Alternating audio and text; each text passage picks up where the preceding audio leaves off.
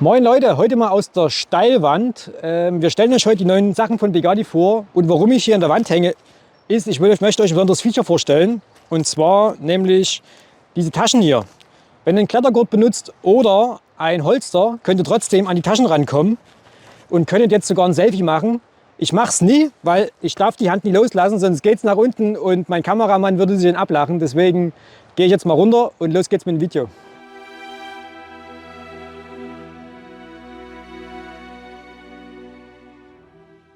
Fangen wir als erstes an mit dem Underbody Armor Combat Shirt, kurz UBAX. Ihr kriegt das in verschiedenen Farben, und zwar in Multicam Original, in Pancode Green Zone Original, in Flecktarn und in Oliv, so wie wir es hier haben. Das Olive ist am günstigsten mit 44,99 €. Die anderen Farben kosten Aufpreis, das blenden wir euch unten ein. Kommen wir zu den Materialien. Fangen wir erstmal im Torso-Bereich an. Wir haben hier 65% Baumwolle, 30% Viskose und 5% Elastan. Na, das kann man auch ein bisschen dehnen. Wenn man etwas kräftiger ist, dann passt das trotzdem noch. Ich habe jetzt hier eine Größe S, bin 1,75 Meter groß und wiege ungefähr 65 Kilo. Also Lauch. Na, passt mir gut, ist mir noch ein bisschen zu weit. Also ich mag es lieber ein bisschen enger, aber man kann es halt nur mal jedem recht machen. Der eine, der mag es ein bisschen enger, der andere mag es lieber ein bisschen, dass es ein bisschen lockerer sitzt. Von daher ist eine Geschmackssache. Der Schulter- und Armbereich bestehen zu 65% aus Baumwolle und 35% Polyester. Wenn wir noch mal bei den Materialien sind, sage ich euch mal kurz, was die Besonderheit ist an diesem Torso-Bereich. Und zwar diese Bambusviskose, diese 30%. Die sorgen in Verbindung mit den Lüftungsgittern hier, Lüftungsschlitzen, für ein sehr angenehmes Körperklima. Man kennt es ja, bei normalen, günstigen Combat Shirt ist alles Baumwolle, 100%. Und dann schwitzt man hier vorne, man schwitzt hier hinten, alles ist nass. Und das trocknet halt auch relativ langsam. Das ist hier schon mal ein Unterschied zu den ganz günstigen Combat Shirts.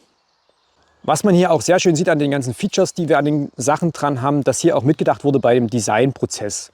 Zum Beispiel das Netzgewebe, was ich vorhin schon angesprochen habe. Die Plattenträger sind vorne an der Seite offen, das heißt, das Netz macht hier am meisten Sinn.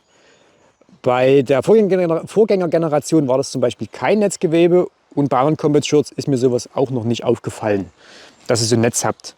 Dann habt ihr hier, dass ihr die Arme praktisch enger dran machen könnt. Hier haben wir jetzt für Ellenbogenschoner, da könnten wir hier unten den Klett aufmachen und könnten jetzt hier Ellenbogenschoner, die kriegt ihr separat bei Begadi einschieben. Hier oben geht es weiter dann mit Klett, muss natürlich sein für Namenspatches, Teampatches, was auch immer. Schöne große Flächen in der Mitte unterteilt, gefällt mir sehr gut. Hier ist nochmal eine Wasseraustrittsöffnung, falls hier irgendwie Wasser reinkommt in die Tasche. Die Tasche, ihr seht, die geht sehr weit hinter, also ihr kriegt hier extrem viel rein. Kenne ich sonst auch nur, dass die relativ kurz gehalten immer werden, dass die dann meistens so sind. Hier ist sie auf jeden Fall ein Stück länger. Das Netzgewebe zieht sich auch bis hier oben rum. Habt ihr vor uns wahrscheinlich noch nie gesehen. Hier oben haben wir dann natürlich einen Reißverschluss, ganz normal. Aber auch hier wurde mitgedacht, man kennt's, Reißverschluss, klemmt sich irgendwo ein Bart ein, nervt. Hier habt ihr so eine Lasche, wo der Reißverschluss praktisch reingreift und euch dann irgendwie nie kratzt. Gerade bei kaltem Wetter kann man das gerne zumachen oder dann auch umschlagen, wie ihr möchtet. Andere Seite genau dasselbe. Die Reißverschlüsse sind von YKK. Und die sind auch gut erreichbar, wenn man das jetzt hier unten ein bisschen festhält, dann kommt man ja gut ran. Na, andere Seite alles gedoppelt. Auf der Rückseite haben wir eigentlich nichts, oder? Nix. Gar nichts. Muss ja auch nicht. Wofür? Ja, haben wir das Combat Shirt erstmal abgehakt. Wie schon gesagt, 44,99 € kostet das in Oliv. Wenn ihr die anderen Farben haben wollt, blenden wir euch unten ein.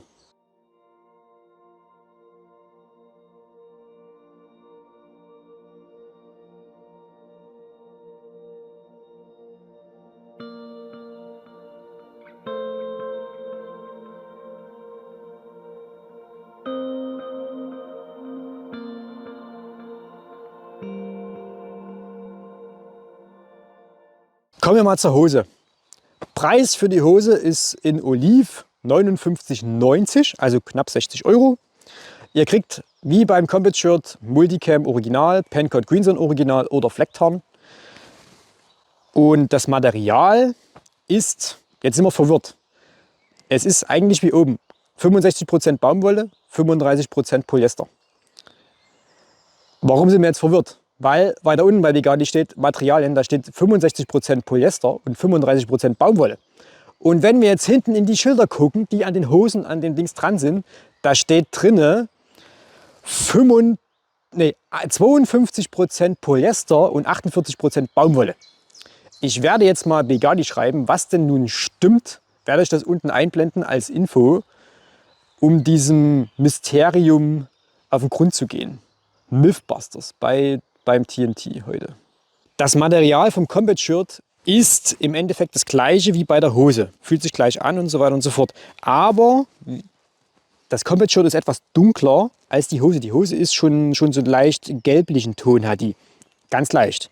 Kann aber daran liegen, weil ich die zu Hause auch gerne mal auf der Baustelle anhab und praktisch die Hose schon mehrfach gewaschen wurde, im Gegensatz zum Combat Shirt. Das Combat Shirt hat jetzt vielleicht 2 Wäschen hinter sich, die Hose aber schon 5 bis 6, könnten sogar 10 gewesen sein. Je nachdem, was ich damit gemacht habe und wie oft ich die anhatte. Hab ich mir nie gemerkt, hab ich mir nie notiert. Kommen wir jetzt mal zu den Features der Hose. Ihr habt hier vorne 2 aufgesetzte Taschen. Die sind neu, vorher waren die an der Seite dran. Wir haben natürlich auch noch Seitentaschen, aber jetzt haben wir hier diese Taschen neu. Einige fragen sich, warum sind die Taschen jetzt da? Ich könnte mir zum Beispiel vorstellen, ihr seid Anfänger, habt nicht viel Geld, habt nur die Klamotten und könntet jetzt damit minimalistisch aufs Feld gehen. Weil durch diese großen Canadian Slot Buttons, Style Buttons, könnt ihr zum Beispiel hier Magazine reinpacken.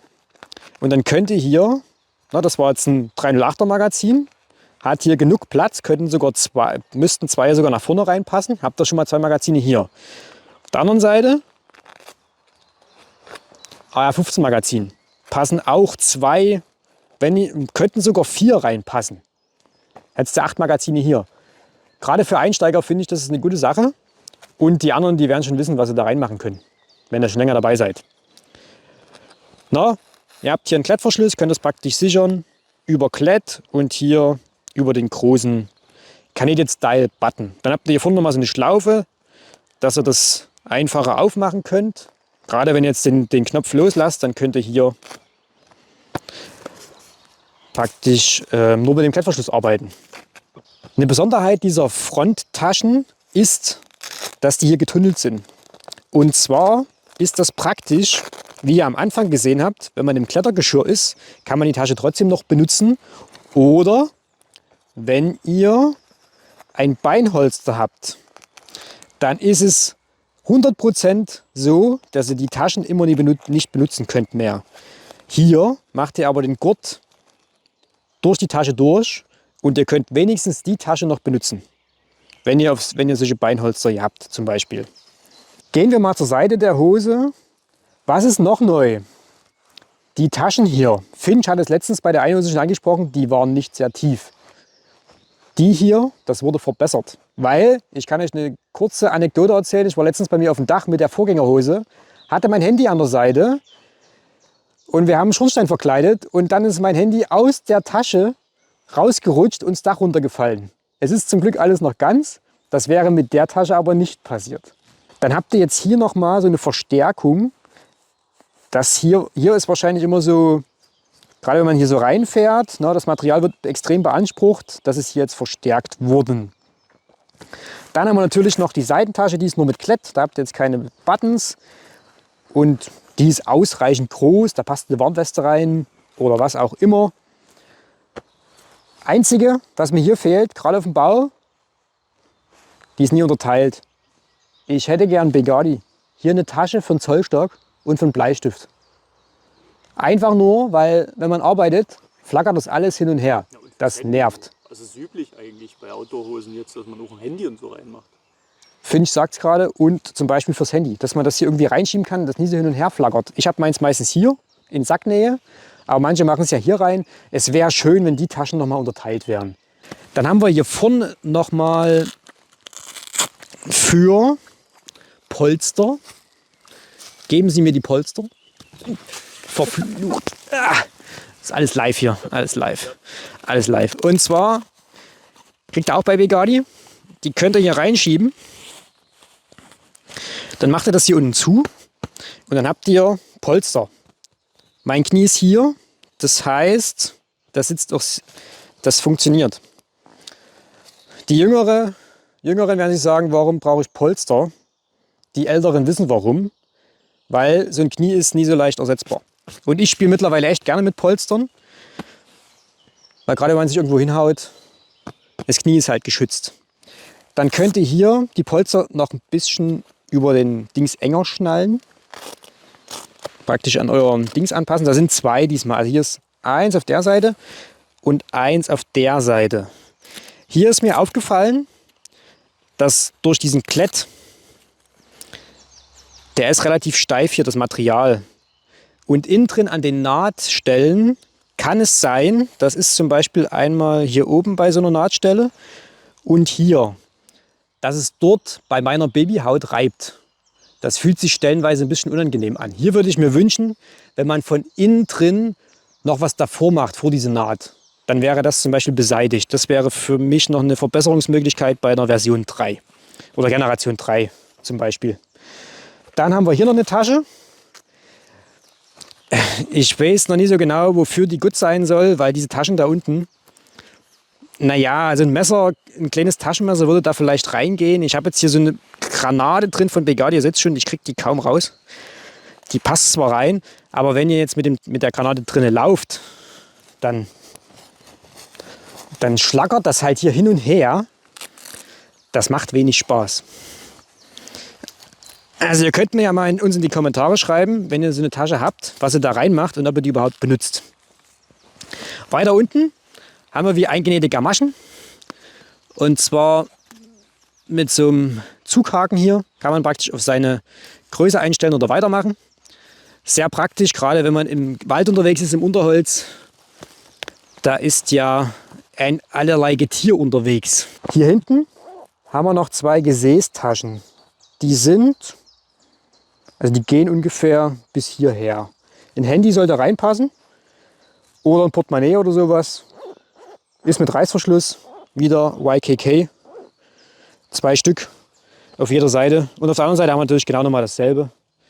Beintasche, Seitentasche, da habe ich meinen Schlüsselbund immer drin zum Beispiel. Und hier die Tasche für die Knieschoner. Was ist noch besonders an der Hose, was mir jetzt gerade noch einfällt? Und zwar natürlich habt ihr oben sehr große Ösen, wo ihr einen Gürtel reinmachen könnt. Also Finchstein-Gürtel zum Beispiel, den kriege ich hier so durch. Das funktioniert mit den Schnallen. Und dann hat man hier natürlich noch einen Reißverschluss und zwar mit einer Verlängerung, dass man den einfach auf und einfach wieder zukriegt. Wenn man jetzt mal ein Geschäft erledigen muss oder die Hose aus- und anziehen muss.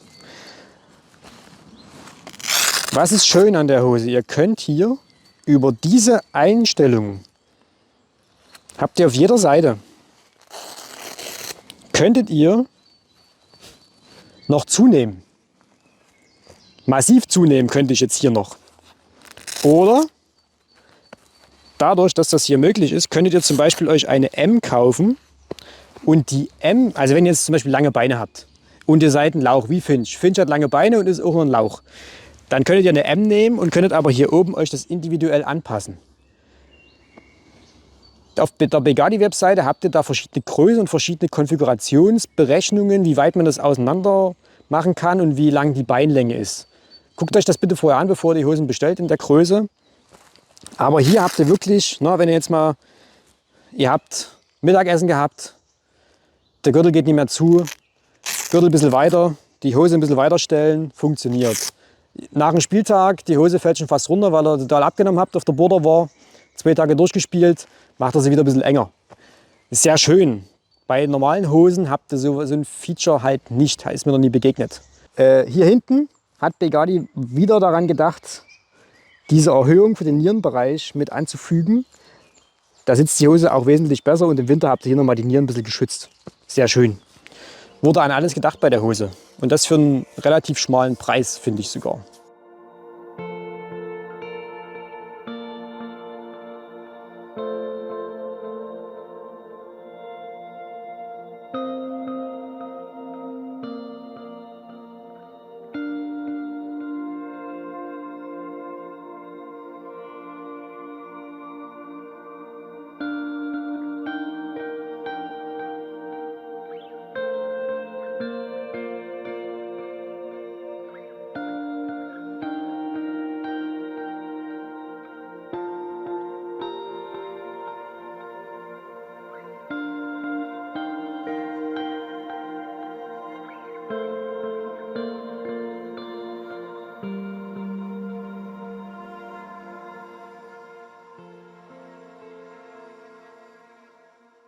Was wir noch vergessen haben beim Videodreh euch zu erklären. Und zwar, wie man die Hose aufmacht, ist jetzt gerade schlecht, ist über einen Klettverschluss gelöst. Darunter habt ihr einen Reißverschluss von YKK.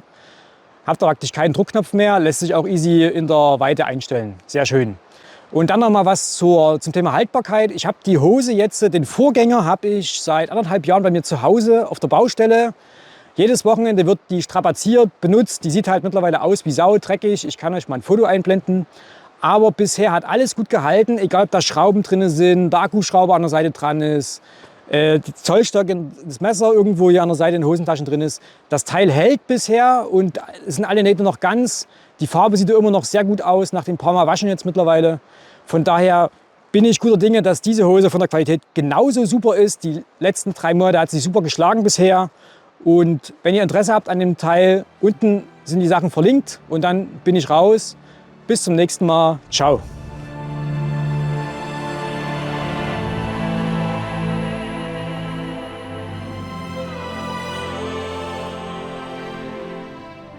Was muss ich immer ganz oft sagen? Als wie, ne? Als wie ist super geil. Ja. Anders. Dass Patrick das hasst. Anders und einzigste. Gut, einzigste. Ist auch sehr Dann schaltet Patrick direkt bei den ersten Minute ab. Das ist Hoffentlich nur für dich, Patrick. machen- Nur für machen dich. es auch mehr Leute das abschalten, weil es ist schlimm. Schlimm. Einfach nur schlimm. Das gefällt mir nicht. Genau. Genau, mit dem Bei mir 2-mal am Tag.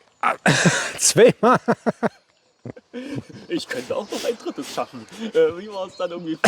Du hast echt komisches angegeben. Wo war das? Aber so, weil das ist schon lange her.